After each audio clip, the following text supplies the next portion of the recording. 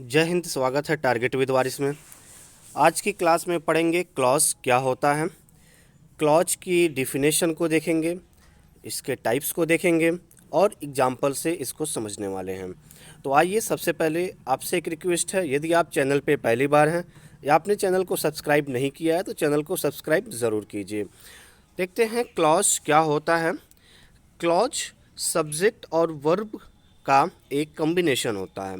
Subject और verb जब ये मिल करके एक सेंटेंस बनाते हैं तो उसे हम क्लॉज कहते हैं और ये एक कंप्लीट अर्थ को, कंप्लीट मीनिंग को देते हैं। तो क्लॉज क्या होता है? सब्जेक्ट प्लस वर्ब, या यूँ कह सकते हैं कि सब्जेक्ट प्लस प्रेडिकेट, इन दोनों के मिलने से एक क्लॉज का निर्माण, एक क्लॉज का फॉर्मेशन होता है। जैसे यहाँ पे डिफिनेशन है, व्हाट इज ए क्लॉज। सबसे पहले हम देखेंगे, before we get into the different types of clauses, अलग अलग क्लॉज को पढ़ने, उसे देखने से पहले let's start with the basics. सबसे पहले हम शुरुआत करते हैं बिल्कुल इसके बेसिक से। A clause is a group of words which contains a subject and a predicate, means verb, and expresses a complete thought. Clause क्या होता है?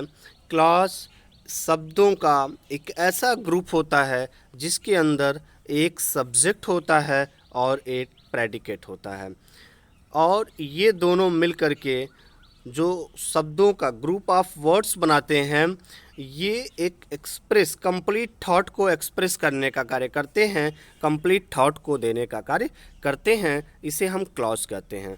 तो क्लॉज सब्जेक्ट और प्रेडिकेट का एक ऐसा ग्रुप होता है, शब्दों का एक ऐसा ग्रुप होता है जिससे हमें एक कंप्लीट थॉट का पता चलता है।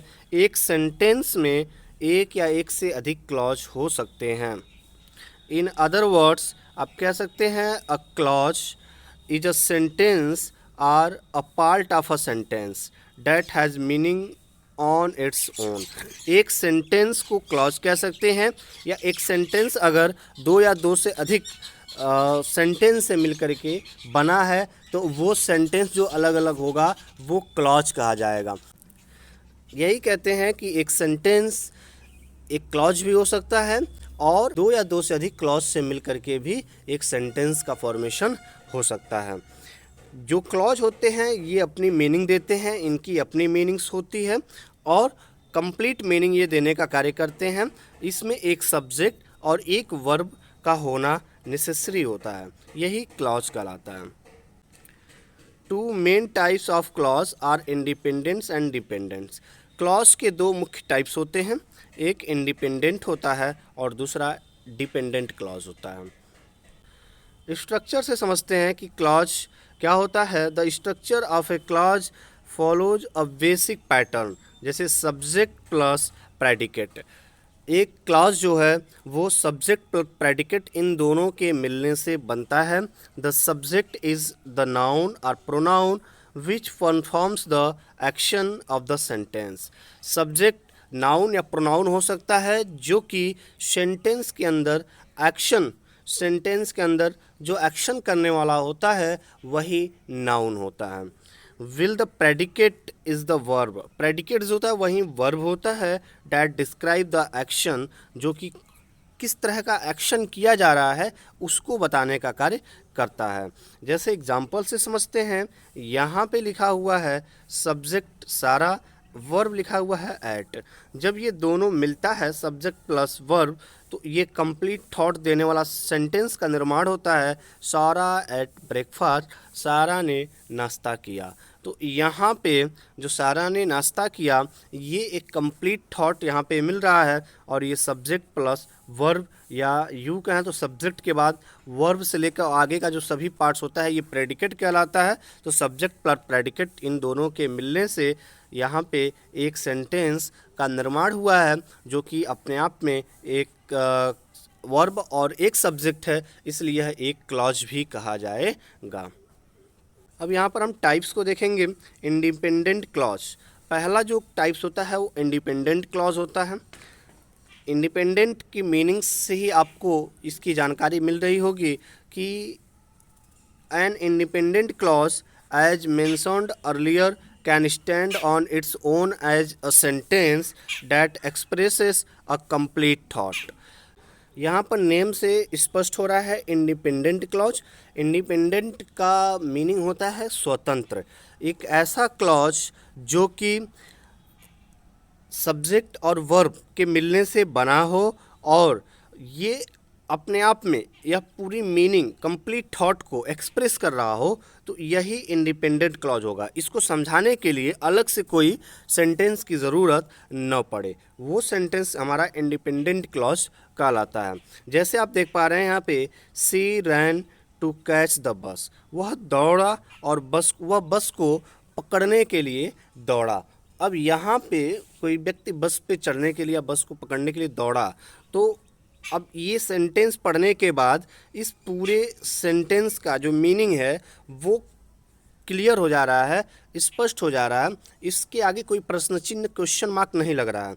तो जब कोई किसी सेंटेंस को पढ़ने के बाद उसका कंप्लीट थॉट के बारे में जानकारी मिल जाए और कोई क्वेश्चन मार्क न रहे उसके बाद, तो वहाँ पे इंडिपेंडेंट क्लॉज होता है।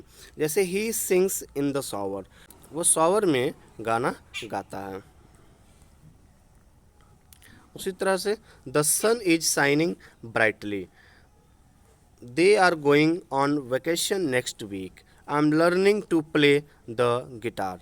तो इस तरह से ये जो सेंटेंस आप देख रहे हैं ये कंप्लीट थॉट को दे रहे हैं और इसके बाद कोई क्वेश्चन मार्क नहीं रह जा रहा है। तो ऐसे सभी सेंटेंस को हम इंडिपेंडेंट क्लॉज कहते हैं। Each of these clauses can stand alone as a sentence because they express a complete thought. अगला देखते हैं डिपेंडेंट क्लॉज। अगला जो टाइप्स है डिपेंडेंट क्लॉज है, और dependent clause on the other hand can't stand alone as a sentence. जो dependent clause होते हैं ये अकेले नहीं आते हैं, ये जब भी सेंटेंस में आएंगे तो इसके लिए कोई मेन क्लॉज भी आएगा जिससे इस डिपेंडेंट क्लॉज की मीनिंग्स क्लियर होगी। Dependent clause on an independent clause to make sense. किसी भी सेंटेंस में जब डिपेंडेंट क्लॉज आएगा तो इसके साथ एक इंडिपेंडेंट क्लॉज भी आएगा और ये दोनों मिल करके सेंटेंस की मीनिंग्स को यहाँ पे कंप्लीट थॉट्स को देने का कार्य करते हैं। जैसे एग्जांपल से हम समझते हैं कि लिखा है यहाँ पे, because I was tired I went to bed early. अब I went to bed early, मैं बिस्तर पे जल्दी चला गया। अब जब इसको हमने पढ़ा है तो ये एक मेन क्लॉज है, या यूँ कहें तो ये एक इंडिपेंडेंट क्लॉज है। लेकिन जब हमने केवल इसको पढ़ा, बिकॉज आई वॉज टायर्ड, क्योंकि मैं थका हुआ था।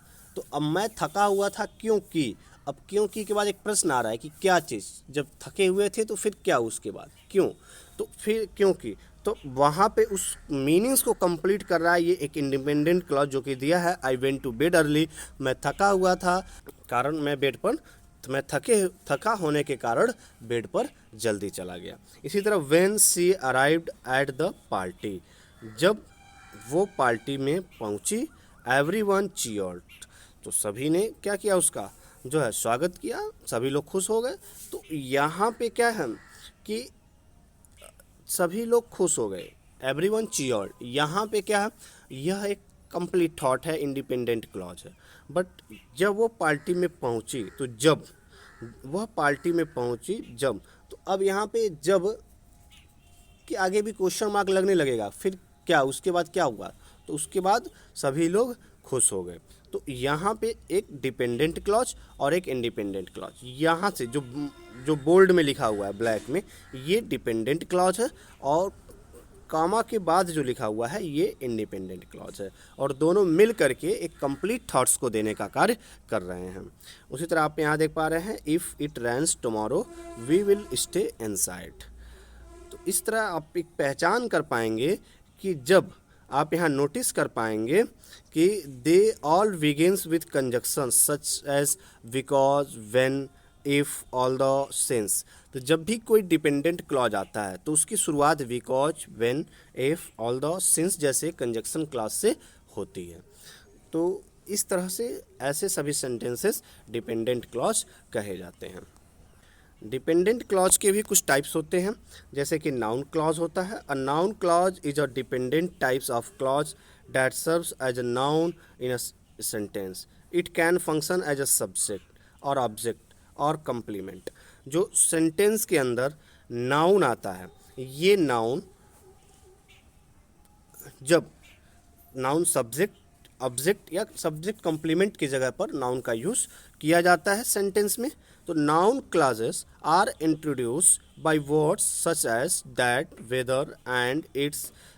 तो ये सभी जब नाउन क्लॉज के बारे में डिस्क्राइब किया गया हो, डैट, वेदर, इट, इफ़, ये सब लगा करके, तब यहाँ पे ये नाउन क्लॉज कहा जाएगा। ये टाइप्स होता है किसका? डिपेंडेंट क्लॉज का। जैसे एग्जांपल से समझते हैं, व्हाट ही सैड, वह क्या बोला, मैड मी एंग्री, वो अपने बारे में डिस्क्राइब कर रहा है ना।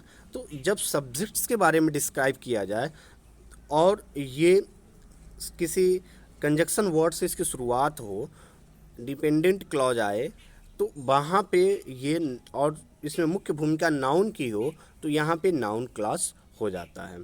जैसे that she won the award was no surprise. तो यहाँ पे सी जो नाउन आया है, इसी के बारे में पूरे सेंटेंस में बात हो रही है, और ये एक डिपेंडेंट क्लॉज है, इसके बाद इंडिपेंडेंट क्लॉज आया। तो इस तरह से ये नाउन क्लॉज का एग्जाम्पल होगा। उसी तरह अगला जो टाइप्स होता है वो एडजेक्टिव क्लॉज होता है। An adjective clause is a dependent types of clause which modifies noun और pronouns in you main clause. जब भी किसी क्लॉज में नाउन या प्रोनाउन को मॉडिफाई करने वाला जो शब्द आता है, या नाउन या प्रोनाउन को डिस्क्राइब करने वाला जो शब्द आता है, वो एडजेक्टिव कहलाता है। तो adjective clause are introduced by relative pronouns such as who, whom, which, which and that। तो यहाँ पे जब नाउन या प्रोनाउन को who, whom, which, which जैसे शब्द का यूज़ करके उसको मॉडिफाई किया जाए, उसको डिस्क्राइब किया जाए, तो यहाँ पे एडजेक्टिव क्लॉज होता है। जैसे एग्जांपल से समझते हैं कि the boy who is wearing a red hat is my neighbour. तो यहाँ पे वो लड़का जो लाल हैट पहना हुआ था, अब जो लाल हैट पहना हुआ था, ये किसकी विशेषता हो गई? लड़के की। और जब नाउन क्या है? लड़का नाउन है, तो नाउन की विशेषता एडजेक्टिव है। तो ये सभी एडजेक्टिव कहलाएंगे। किसके लिए? नाउन के लिए।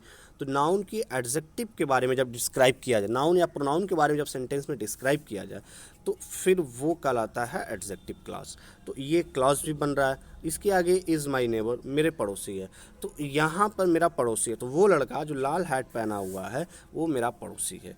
तो यहाँ पे लड़के के बारे में जो एक क्लॉज आया है, सेंटेंस आया है, जिसमें हु क्या है? सब्जेक्ट है, इज क्या है? वर्ब है।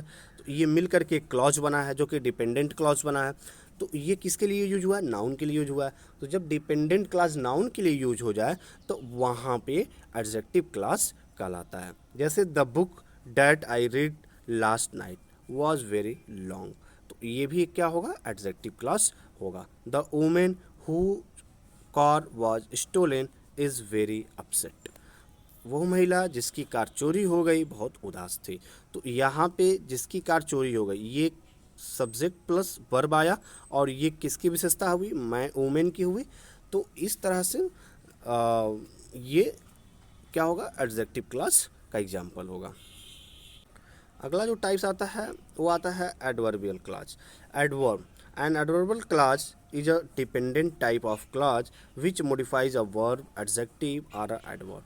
आप जानते हैं जो एडवर्ब होता है वो एडजेक्टिव, वर्ब और एडवर्ब तीनों को मॉडिफाई करने का कार्य करता है, और ये मेन क्लास के अंदर आते हैं। Adverbial clause are introduced by subordinating conjunctions जैसे when, will, because, although and if.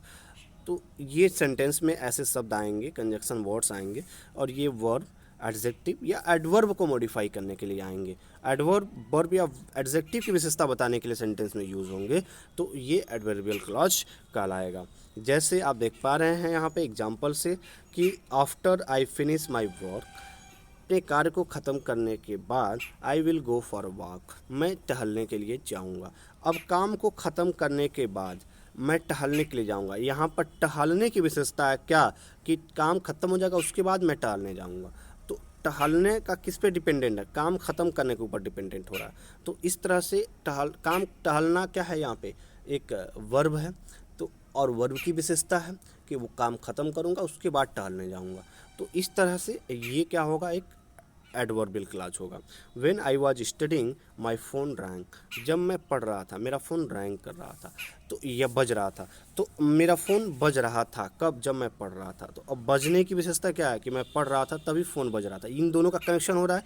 ये जो डिपेंडेंट क्लॉज आया इसका कनेक्शन किसके साथ बन रहा है, वर्ब के साथ बन रहा है। तो ये क्या होगा, एडवर्बियल क्लॉज होगा।